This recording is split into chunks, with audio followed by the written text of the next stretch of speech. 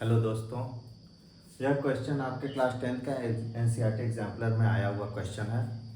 Exercise 3.3 का पहला question है। इसको देखते हैं हम कैसे सॉल्व करेंगे। इसमें एक रेक्टेंगुलर फॉर्म में दिया हुआ है डायग्राम। आपका लेंथ x + 3y से डिनोट किया हुआ है, जिसकी वैल्यू 13 दी हुई है, और ब्रेथ जो है 3x + y है, जो इसकी वैल्यू दी हुई है 7 है। तो यहाँ से आप देखेंगे दो इक्वेशन फॉर्म हो रहा है। x + 3y की वैल्यू क्या दी हुई है 13, और 3x + y की वैल्यू क्या दी हुई है 7। ठीक है, यहाँ से देखिए 3x + y की वैल्यू 7। अब यहाँ से आपको दो इक्वेशन फॉर्म में आ रहा है। इसको आप किसी भी तरीके से सॉल्व कर सकते हैं। अब आप देख रहे हैं हम एक वेरिएबल के कोफिशिएंट को बराबर करते हैं, चाहे इसके चाहे इसके, चाहे x के कोफिशिएंट को हम बराबर कर देते हैं, चाहे y के कोफिशिएंट को हम बराबर कर देते हैं। तो चलिए हम पहले x कोफिशिएंट को बराबर करते हैं। अगर हमें x के कोफिशिएंट को बराबर करना होगा तो हमें क्या करना पड़ेगा, हमें इस इक्वेशन को 1 दे देते हैं ना। अगर हमें x के कोफिशिएंट को बराबर करना होगा तो इक्वेशन 1 में हमें 3 से मल्टीप्लाई करना पड़ेगा, मतलब मल्टीप्लाई बाई 3 इन इक्वेशन 1।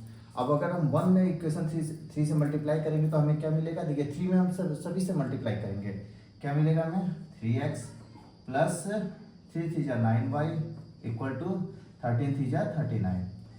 हमारे पास ये इक्वेशन है ही, 3x + y = 7। अब हम क्या करेंगे, सब्ट्रैक्ट कर देंगे। सब्ट्रैक्ट का नियम पता है आपको, जब हम सब्ट्रैक्ट करते हैं तो सभी के साइन को क्या कर देते हैं, चेंज कर देते हैं। प्लस को माइनस कर देते हैं, माइनस को प्लस कर देते हैं। तो 3x से 3x कट गया, यहाँ क्या बच गया आपका 8y = 32।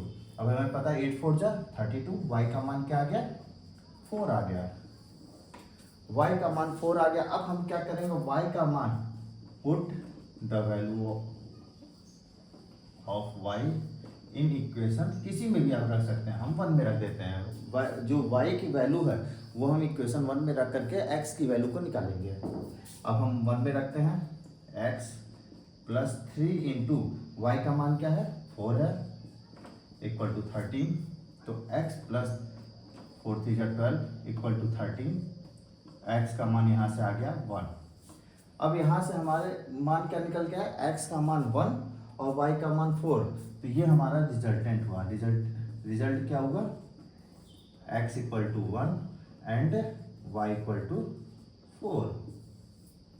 ठीक है, थैंक यू सो मच।